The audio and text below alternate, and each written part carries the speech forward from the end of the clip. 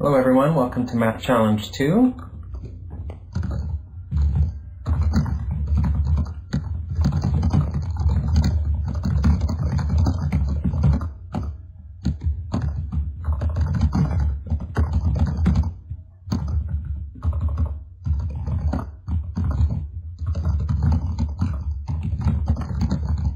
A reminder that this is our last class during this session, during this quarter, on counting and probability.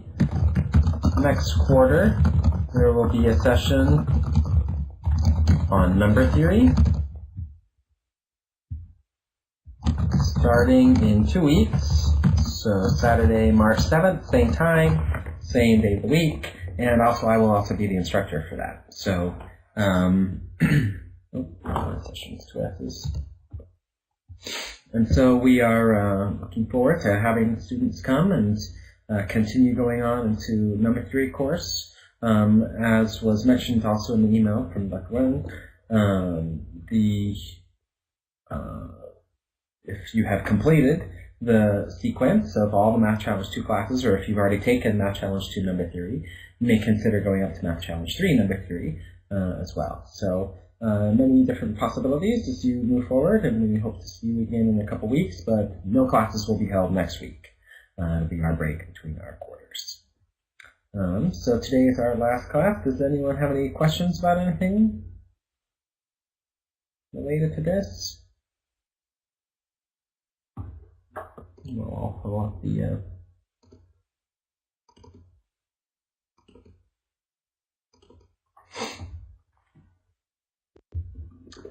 all right, so you remember last time we went over several questions from a review of different kinds of questions related to AMC style questions, and we're able to do several questions that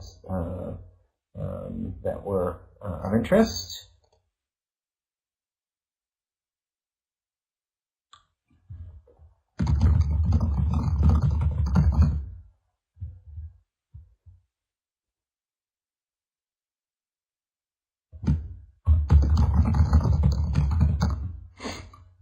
We have a question about whether Math Challenge 3 is the next class after Math Challenge 2. So the way the classes are organized is there are 4 sessions of each class.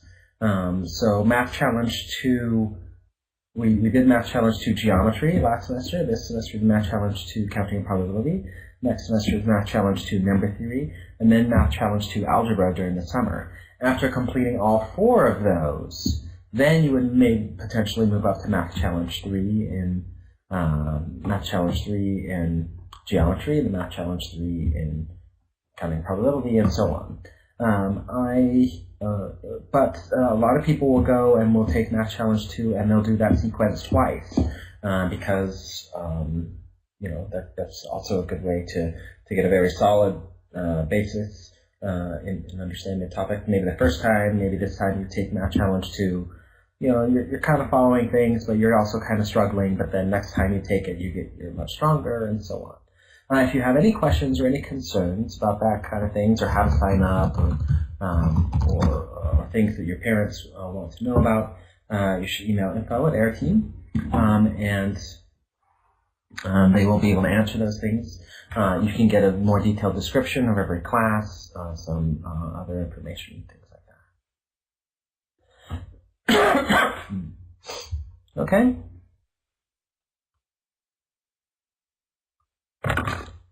So, very good. So we had several problems this packet goes on quite a ways. We had several problems that could come up for this session today. So please now go ahead and send in which of the questions that you'd like to present in class. So, and if you aren't going to present any in class, that's fine. You can send your private message that says that as well. Send a private message by changing the recipient of the chat from all to Kelly. And I'd like to hear from all 4 of you real quick on which question you would like to present today in class.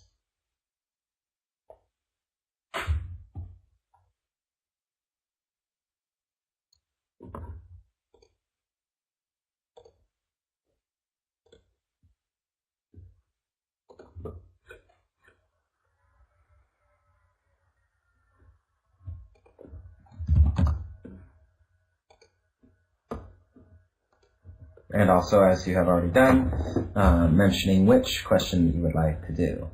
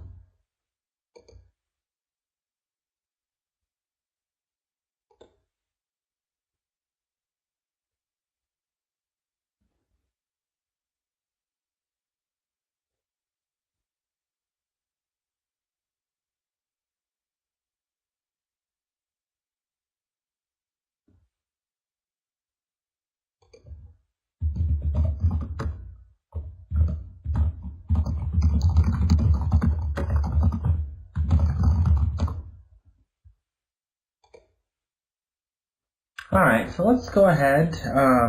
There's still discussions on which problems people are going to be doing, but let's go ahead and start with question number 12. I like this question. It's a nice counting question.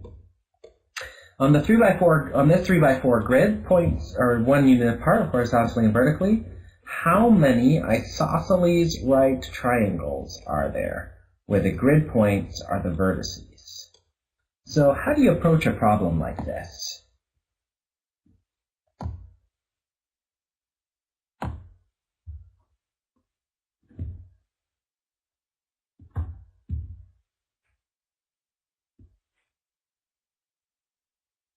Good, very good. So the way that I always describe it is you create an algorithm, right? You create a method for how you're going to carefully go through and make sure that you don't miss anything, and make sure that you count all of the different possibilities. All right, so what's the way that we can make sure that we get every possible triangle here? What can we do?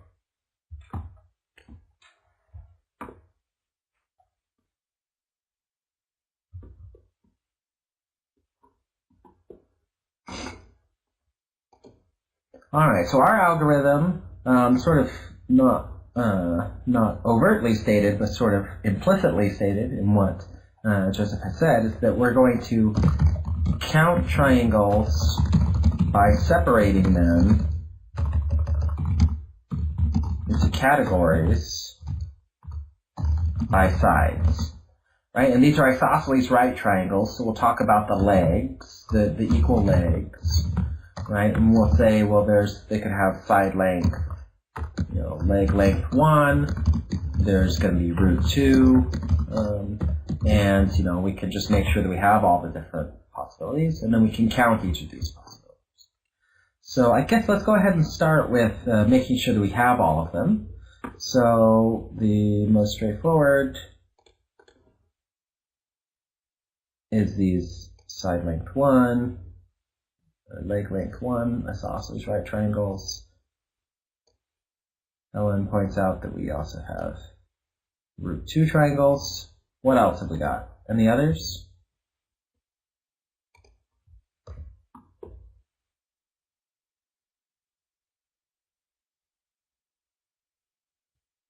Okay, so square root of 5, that's 2 over and 1 down, so that would be, here's 1.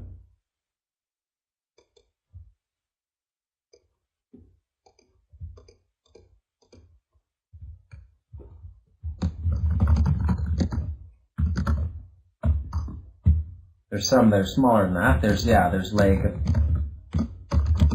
length 2.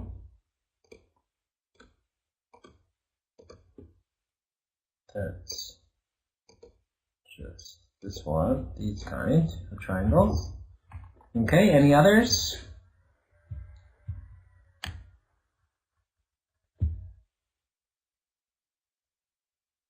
One thing you can do is you can just say, well, all of these every length must be between vertices, so you can just kind of list every possible length that you can get between vertices. 1, then root 2, then 2, then root 5. Next would be, so if you just said, okay, what are all the possible lengths that I can get out of here? Let's say starting in this lower left corner, I can have 1, I can have length of root 2, I can have length of 2, I can have length of root 5. That covers everything here. And then the next length that you would talk about would be 2 root 2, that would be this length. But there aren't going to be any triangles that size because they don't fit. Okay, so we've got all the different triangle lengths. Okay, now we need to count for each, so now we can be confident. Okay, we have every triangle length, we have every triangle size. Now we just need to count numbers of different triangles. All right, so Joseph recommended that we start with the smallest triangle. That sounds good to me. So how many side length 1 right isosceles triangles are there in this diagram?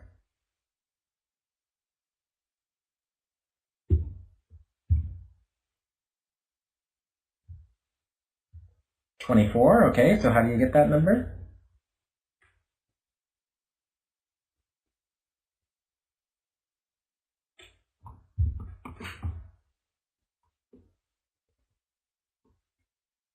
Yeah, so I think the easiest thing is to say you take these little squares, and then you can have this triangle, you can have this triangle, you can have this triangle, and you can have this triangle. Right, and every side length 1 triangle is going to fit into one of those categories. There's not going to be any, because I have to have 2 vertices that are perpendicular. And so, so everything's going to happen. And so then you get 24 of these. That sounds good.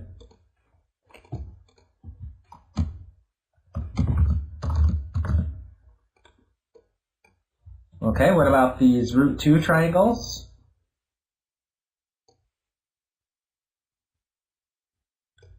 How many of those are there?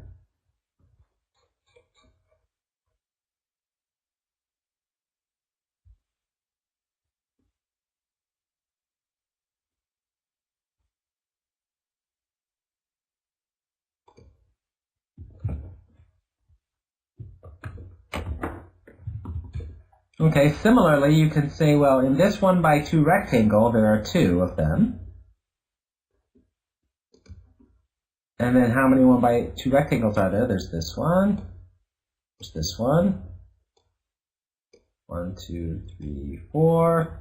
And then also the vertical one. 6, 5, 6, 7. You do want to be careful. We have a lot of overlapping rectangles here. You do want to be careful that you didn't somehow double count. But each of these, so if you pick a triangle, it can only be inscribed in one of these rectangles. Right, so since the triangles are inscribed, there's no way that this triangle here was double counted by being part of this rectangle or anything like that, because it doesn't fit into any of those rectangles. Okay, great. Again, very careful algorithm, very thorough discussion, making sure you got everything. You're always asking yourself, did I get every possibility? Did I overcount any possibility? Constantly going through. All right, what about these 2x2 cases?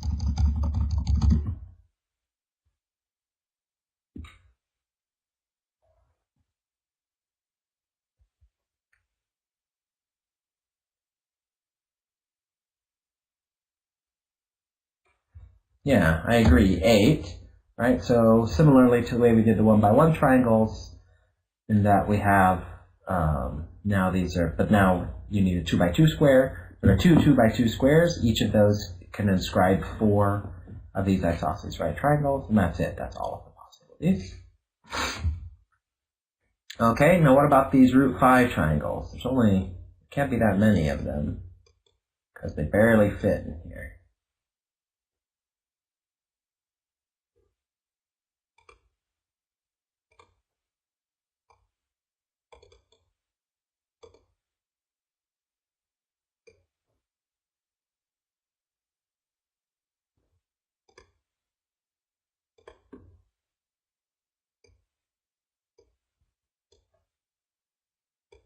Well, since they barely fit, it's not hard to just draw all of them. Let's see. Let me see. This one, and now. You just are doing the reflections and the rotations. So there's where's the other one? Here.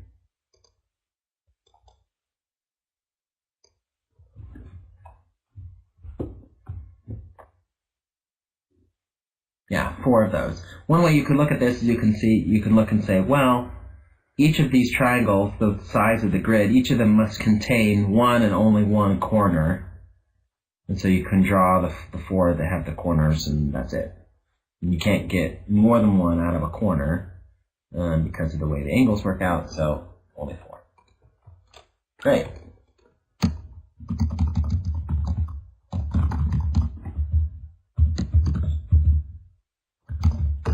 Four plus 14 plus 8 plus 4. Because we've carefully devised this algorithm and worked this out,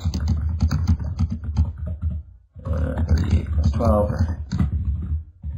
Because we've carefully went through and identified and made sure that we got every step were algorithmic and methodical, we not too rapidly but not too slowly got to the right answer. The problem with, you can always feel like you can go faster if you don't have an algorithm, but when you don't have an algorithm, especially in something like this, if you're not real careful, it's easy to either double count or miss something or something. So this is a good way to go. Once you get used to this algorithm method, then and you're pretty good at doing it, then you might get a little bit more adventurous with your algorithms and making them a little bit, trying to move them a little bit faster by